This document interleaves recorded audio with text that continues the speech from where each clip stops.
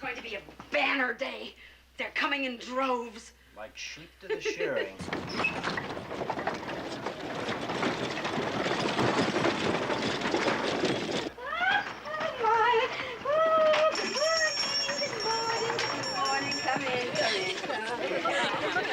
Morning.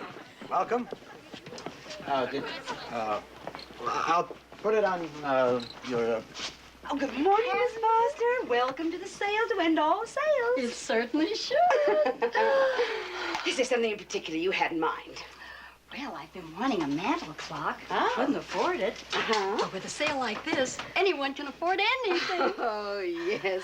Well, now, this is our very best model. Oh, it's so nice. I'll take it. Oh, well, wait, Mrs. Foster. You haven't paid me for it yet. Of course not. It says right here in this paper. Yeah.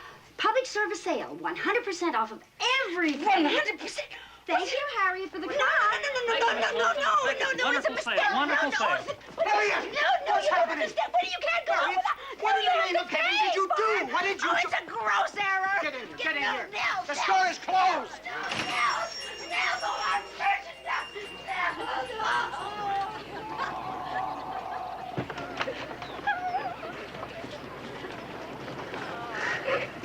Now that's what I call a real happening. Nice thing is, it's happening to Harriet. It's all right. Got all the doors locked. I hate you! Yeah. What? I don't want to be your daughter anymore. What's the matter? But it says here, with Nellie Olson's looks, no boy will be seen out with her at night. What the? I didn't write that. Oh, they can't do this to me. There's no such word as can't, Harriet. Well, you read what it says about you. Right at the top.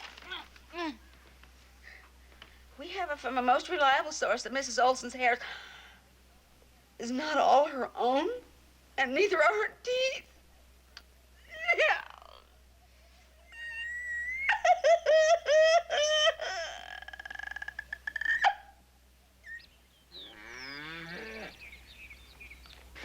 I tell you, Caroline Ingalls, I am so mad I could spit. My dear Harriet, the children are being punished for what they do. How? I want to know, how are they being punished? They can't work for the paper anymore. They can't work. Of course they can't work for the paper anymore. Good grief, woman. They should be horsewhipped for what they've done, telling those monstrous lies about me and Nellie.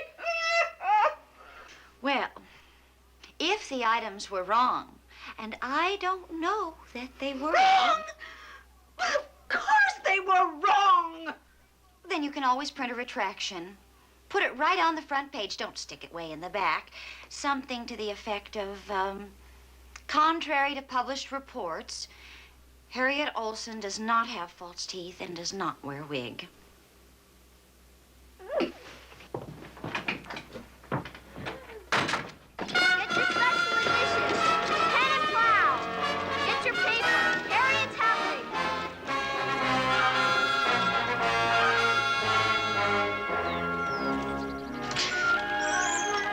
Fish weren't biting, huh? We were catching some. How you came home so early? Because of this.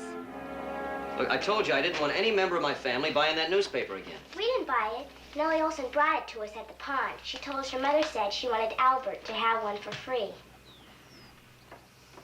What'd she say? You want to read it? Yeah. It's right here at the top. The joke of Walnut Grove. The whole town is laughing over the fact that Charles Ingalls' young house guest, Albert No Name, calls Charles Pa. He even had the audacity to register the boy in Walnut Grove School as Albert Ingalls. But who are we to laugh? Perhaps the boy really is Charles's, in which case the joke is on Caroline Ingalls. I'm sorry. It's all my fault. It was my idea to change the type. We just wanted to teach her a lesson, give her a taste of her own medicine. I know, it's nobody's fault. I'll tell Mrs. Garvey to change my name back to just plain Albert. Well, you do no such thing. Because of the likes of Mrs. Olson. Do you like being my son? Well, Well, sure.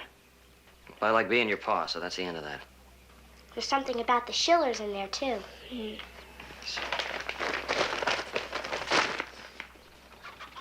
As reported earlier in this column, it was a sad mistake to pick the son of illiterate parents to represent Walnut Grove in the spelling contest. Perhaps Mrs. Garvey has learned her lesson this time. By the way, Mr. Garvey is considering buying his wife a ham for their 15th wedding anniversary. I call that true love. I just wish people would stop buying this trash. But they don't. Nellie said this was the last one. They're all sold out. Well, it's not going to do any good. But come church services this Sunday, the folks in this town are going to learn a little bit about the pen and the plow.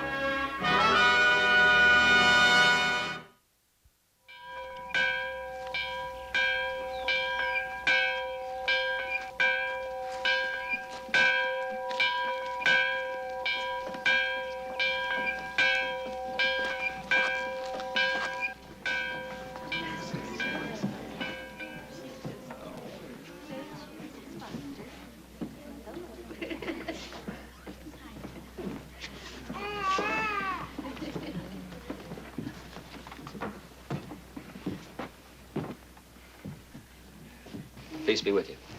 And with you. In Reverend Alden's absence, I guess I was a little nervous this morning. I forgot my Bible. Mr. Schiller was kind enough to lend me his. The text I've chosen for this morning is Exodus chapter 20, verse 16. I think it only fitting that the outstanding citizen of Walnut Grove read that text for us this morning. Mrs. Olson, would you mind?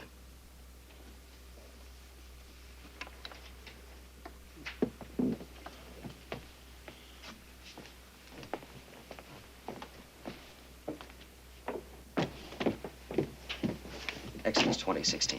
Yes.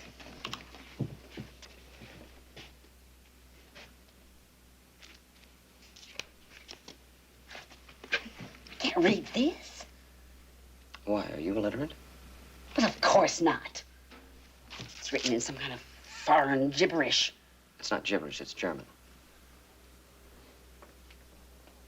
Well, because I can't read German doesn't make me illiterate. I agree with you. And by the same token, I think you'll agree with me that not being able to read English doesn't make Mr. and Mrs. Schiller illiterate either.